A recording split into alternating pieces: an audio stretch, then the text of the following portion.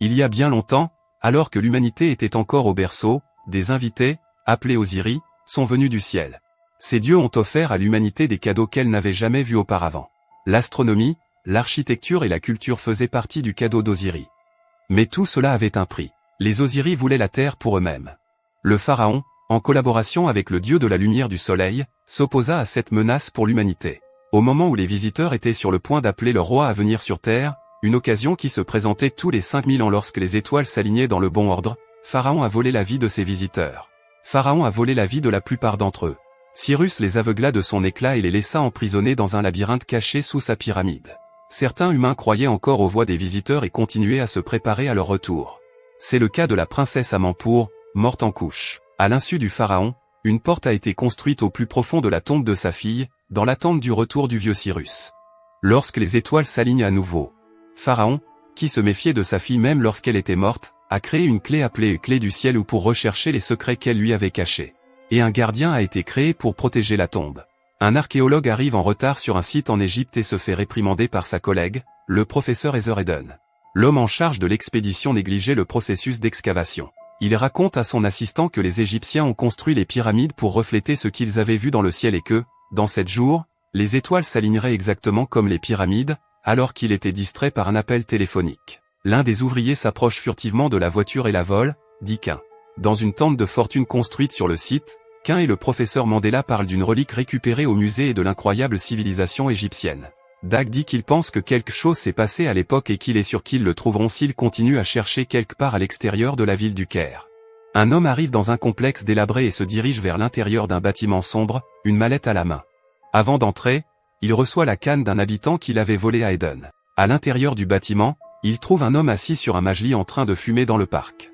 L'invité, Peter, explique la raison de sa venue, mais l'homme lui dit que d'autres personnes sont prêtes à payer très cher l'objet qu'il est venu acheter. Peter exprime son désir de payer n'importe quelle somme. Les deux hommes passent dans l'autre pièce, l'homme ouvre l'armoire et récupère un objet recouvert d'un tissu. Il déploie alors la clé du ciel, que l'on croyait perdue dans le temps.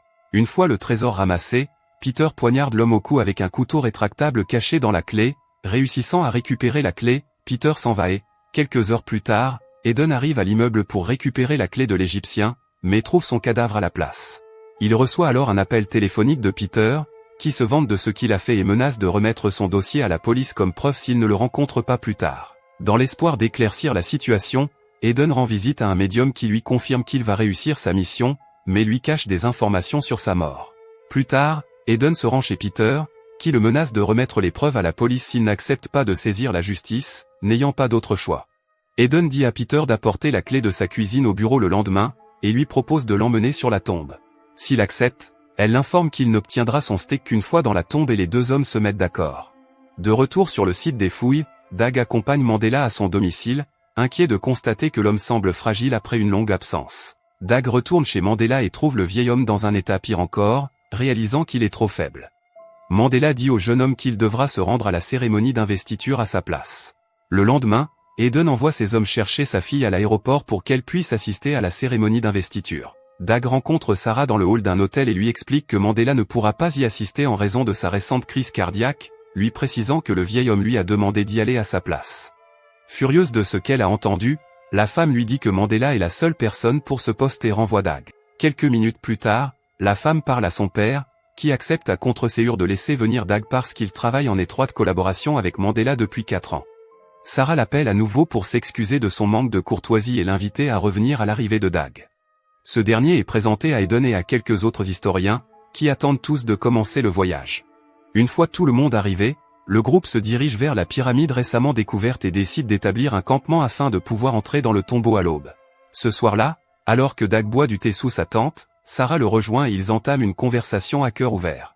Elle lui raconte que sa mère est morte il y a 10 ans lorsqu'elle a quitté la maison pour visiter les pyramides. Elle explique que la police a dit qu'elle avait été volée et tuée pour son argent, mais Sarah a du mal à le croire. Dag lui présente ses plus sincères excuses pour cette perte et tous deux s'assoient ensemble en silence le lendemain matin.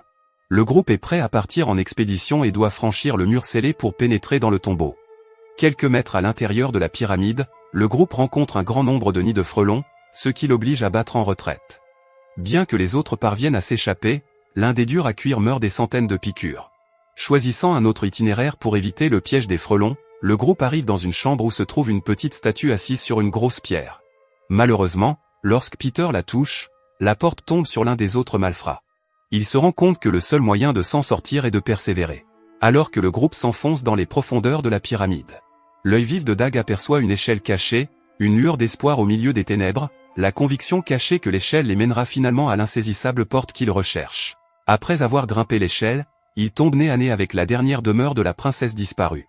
Sous la tombe de la princesse se trouve une porte cachée, dissimulée au monde depuis des siècles. Ils sont prêts à déverrouiller la porte, prêts à percer les mystères qui se trouvent au-delà de la porte, ce qui les conduit à un autre labyrinthe, plus complexe, qu'ils sont obligés de traverser lentement. Après que Eden a explicitement ordonné à Peter de rester en arrière, ce dernier perd son sang-froid et se précipite vers lui, provoquant la fermeture de l'autre porte et séparant le groupe en deux. Dag, Sarah et quelques autres hommes décident de faire le tour et de retrouver Eden et les autres. Cependant, sur le chemin du retour, un malheureux accident se produit et ils tombent accidentellement dans un nid de poule dangereux, entraînant la perte tragique d'un de leurs compagnons.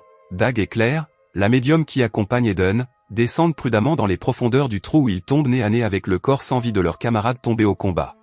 Après quelques minutes de tension, le groupe réussit à retrouver Eden et le reste de ses compagnons. De nouveau unis, ils se mettent en route, bien décidés à suivre le chemin qui promet de dévoiler les secrets cachés au cœur de l'ancien lieu. Un peu plus loin, leur chemin est brusquement interrompu par un spectacle inquiétant qui se dresse devant eux, des rangées et des rangées de corps momifiés, dont les formes profanées sont figées dans le temps. L'étrange immobilité de ces figures préservées suggère qu'elles sont restées intactes pendant d'innombrables millénaires. Le groupe reste dans un silence respectueux, les yeux scrutant les corps momifiés. L'un d'eux s'anime et commence à étouffer Sarah. Après plusieurs coups, ils parviennent à libérer Sarah, mais ne parviennent pas à abattre la créature.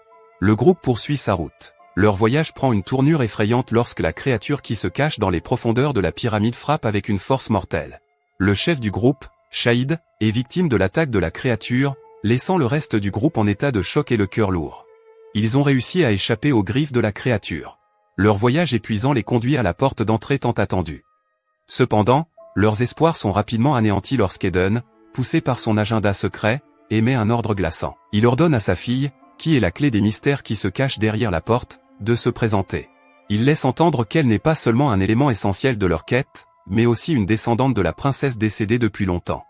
Au fur et à mesure qu'ils pénètrent dans la pyramide, une lignée se mêle aux anciens secrets de la pyramide. Cependant, l'horreur se transforme rapidement en horreur lorsqu'ils sont témoins d'une scène effrayante qui se déroule sous leurs yeux. Eden ordonne à ses hommes de main de prendre sa fille et de la placer de force sur un trône ressemblant à une chaise en pierre. Eden révèle alors froidement un plan sinistre. Il a l'intention d'utiliser sa fille comme force vitale, symbolisant le fait de lui couper les poignets comme catalyseur pour ressusciter le pouvoir. Connu sous le nom de Vieux Cyrus. Il continue de la narguer en accusant le refus de sa mère d'accéder à ses demandes d'être à l'origine de sa mort prématurée. Dans une situation cauchemardesque, Sarah Khan est forcée d'affronter la triste vérité sur le destin tragique de sa mère. Lorsque le moment crucial arrive et que la clé est insérée pour activer le système, les dormeurs se réveillent de leur dortoir. Les dormeurs sortent de leur sommeil et tentent désespérément de se protéger et de protéger ceux qui lui sont chers. Sarah saisit l'occasion lorsque Dag la libère de ses liens avec un élan de détermination et récupère rapidement l'arme de Dag et tire plusieurs coups de feu sur son père. À genoux, le sang coulant de sa bouche, Dag subit les conséquences de ses actes dans cette scène tragique. La vision prophétique de Clear se réalise et les émotions sont à leur comble alors que les personnages sont aux prises avec les conséquences de la tournure choquante des événements, dans un retournement de situation soudain et dramatique. Les fondations mêmes de la pyramide commencent à trembler violemment, provoquant l'effondrement de sa structure. La pyramide, autrefois puissante, tombe sous les forces de la nature, détruisant l'ancien équipement et mettant brusquement fin au règne des dieux éveillés dans le chaos et la destruction. Dag se précipite au secours de Sierra, lui tendant la main pour la dégager des décombres et assurer sa sécurité. Leur étreinte devient le symbole du lien profond qui s'est créé grâce à tout ce qu'ils ont vécu ensemble. Croyez-vous aux prophéties et aux malédictions ? Écrivez-le dans les commentaires et abonnez-vous à la chaîne pour plus de vidéos comme celle-ci.